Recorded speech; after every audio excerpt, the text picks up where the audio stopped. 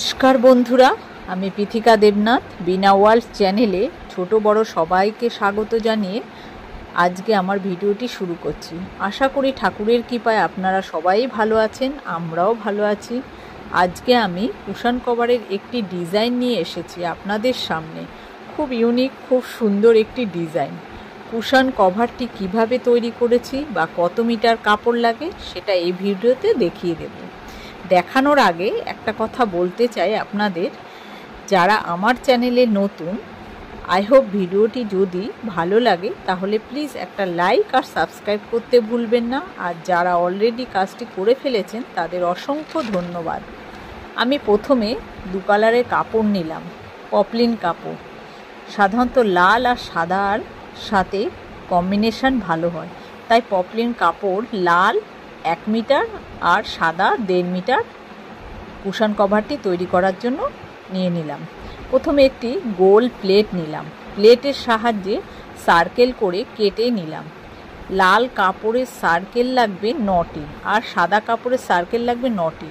আর একটা লাল একটা সাদা কাপড় একসাথে সেলাই করে নিয়ে, যারা হাতে সেলাই করবে হাতে, আর মেশিন থাকলে মেশিন, আমি হাতেই সেলাই করে নিয়েছি। আচ্ছা, পুরো সার্কেলটা সেলাই করার পর কিছুটা 1 ইঞ্চির মতো গ্যাপ রেখে দিতে হবে, সেলাইটা ফাঁকা রাখতে হবে। কাপড়টাকে ওই গ্যাপ জায়গায় কাপড়টাকে উল্টে নিয়ে সোজা করে নিয়ে ফাঁকা জায়গাটাকে কিভাবে সেলাই করে আটকাতে হবে সেটা দেখিয়ে দিচ্ছি। কিছুটা লাল আর কিছুটা সাদা কাপড় নিয়ে সেলাই করতে হবে। সেলাই হয়ে গেলে একটু আয়রন করে নিতে হবে, কারণ তা না হলে ভিতরের কাপড় ফুলে পেপে থাকবে। এরপর গোল সার্কেলটাকে সমান মাপ করে 4 ভাঁজ করে দাগ দিয়ে নিতে হবে। যদি আমার লাল ফুল দরকার তাহলে লাল কাপড়টা ওপরে রাখতে হবে, আর যদি সাদা ফুল লাগবে তখন সাদা কাপড়টাকে ওপরে রাখতে হবে। যে মাথায় দাগ দেওয়া সেই মাথা ধরে সেলাই করতে হবে। তারপর অপর সাইডে 2টি দাগ আছে, সেই 2টি দাগ দেওয়া কাপড় ধরে সেলাই করে নিতে হবে। সেলাই শেষ হয়ে গেলে 4টে কাপড় একসাথে করে উল্টে দিতে হবে, তাহলে পাপড়ির মতো হবে। এরপর সাদা পুঁতি বসিয়ে দিলাম মাঝখানে। এরকম পরপর ফুলগুলো বানাতে হবে। লাল ফুল লাগবে 5টি আর সাদা ফুল লাগবে 4টি।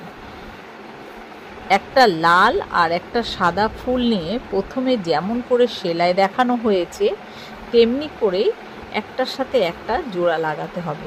এইভাবে পার্ট লাগিয়ে কমপ্লিট হলো জোড়া লাগানো। তারপর একটা কুশন কভারের যতটা মাপ সেই মাপ নিয়ে সাদা কাপড় নিয়ে ফুলের কোনায় কোনায়, লাল ফুলের কোনায় কোনায় কাপড়ের সঙ্গে ফুলের সাথে সেলাই করে নিতে হবে। তারপরে পেছনের পার্ট কেটে সেলাই করে ফুলের দিকটা উল্টো করে সেলাই করে নিলে তৈরি হয়ে যাবে কুশন কভার। আমার আশা করি আমার এই কুশন কভার আপনাদের অনেক ভালো লেগেছে। যদি আপনাদের ভালো লেগে থাকে তাহলে প্লিজ একটা লাইক করবেন আর চ্যানেলটিকে সাবস্ক্রাইব করে রাখবেন। পাশে থাকা বেল বাটনটি ক্লিক করে রাখবেন, তাহলে নতুন নতুন ভিডিও পাওয়ার জন্য। আজকের মতো ভিডিওটি এখানেই শেষ করছি। আর আমার ভিডিওটি দেখার জন্য অনেক অনেক ধন্যবাদ। Thank you so much.